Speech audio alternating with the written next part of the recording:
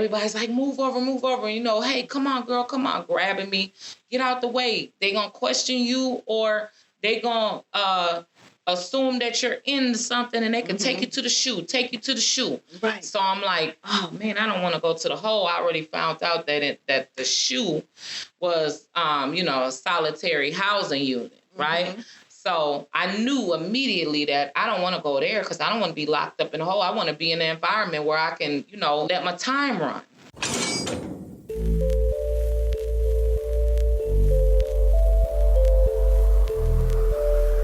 So I stripped. I took everything off. She said, squat and cough. Oh, God. I squat and cough. She said, I started crying. She said, hey, I don't like this as much as you don't like it. Just do the best you can. Hurry up. Let's just get this over with. I'm like, okay. So each time I got lucky because a lot of other girls was like, oh, she was mean. She was a B word, this and that. I didn't like her, and she's looking at me and all this. So first thing you think, especially when you're not, sexually attracted to women, is she gay or whatever? She's looking at me because you're young, you don't know. At that time, that wasn't, exploited as much, right? So I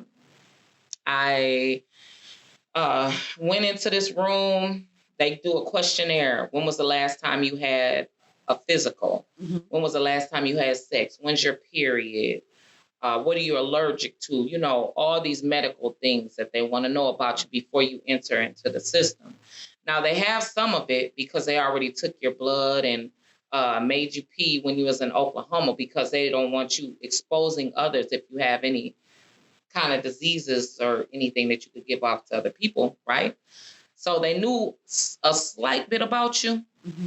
But you gave them more. So then they told you at the end of it, after you went through all of that, they asked you when did you graduate from high school? Are you going to further your education? They run down to you what they offer, that you can do online classes, and they have different courses and things that you can discuss with your team. It just was called team at that time, which was a lieutenant for your unit, your counselor who housed your case for your dorm where you were going to be staying in. And then the medical sometimes was in the meeting, team meeting, and sometimes not. Those three people would determine how close you would get back to your family because, like I said, I was from Minnesota, but I'm way down in Texas. And I only was there because they had just opened that facility. And I got there in June of 1998. I had been in prison since 1997. I was there in June of 1998. So at the time, like I said, I was 23. So I have my two kids and I'm away from them. My mama's taking care of them. And, I just had to get used to that environment.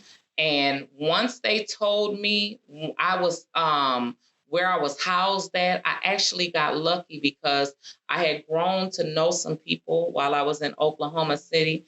I had built a bond with, and I ended up being on a unit with them.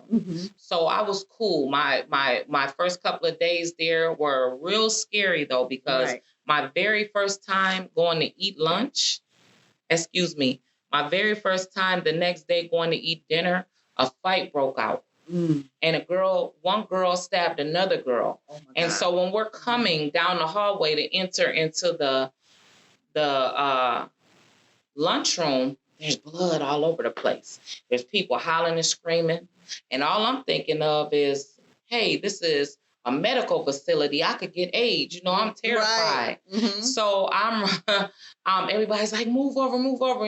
Hey, come on, girl, come on, grabbing me, get out the way. They gonna question you, or they gonna assume that you're in something, and they can take you to the shoe. Right. So I'm like, oh man, I don't want to go to the hole. I already found out that the shoe was a solitary housing unit, right? So I knew immediately that I don't want to go there because I don't want to be locked up in a hole. I want to be in an environment where I can, in population, I could kick it and, let my time run.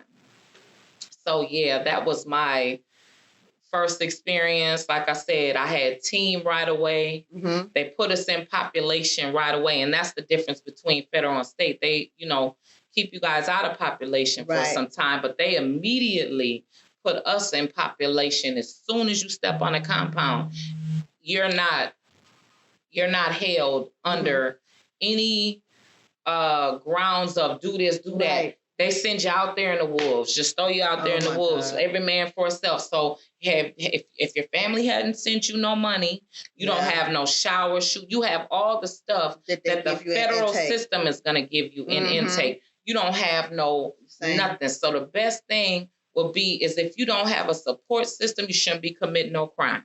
Right. Ladies, men that's out there, you shouldn't be committing no crime if you don't have no support system.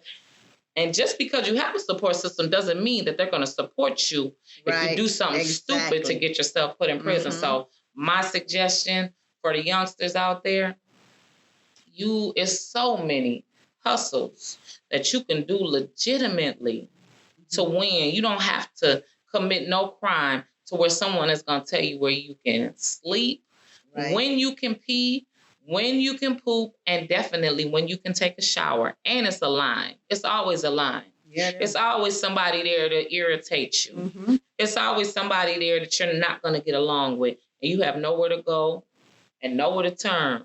So my suggestion would be do everything you're supposed to do. Exactly. Fall in line. So until next time, everyone, thank you for tuning in to Meet the Shoe. Thank you.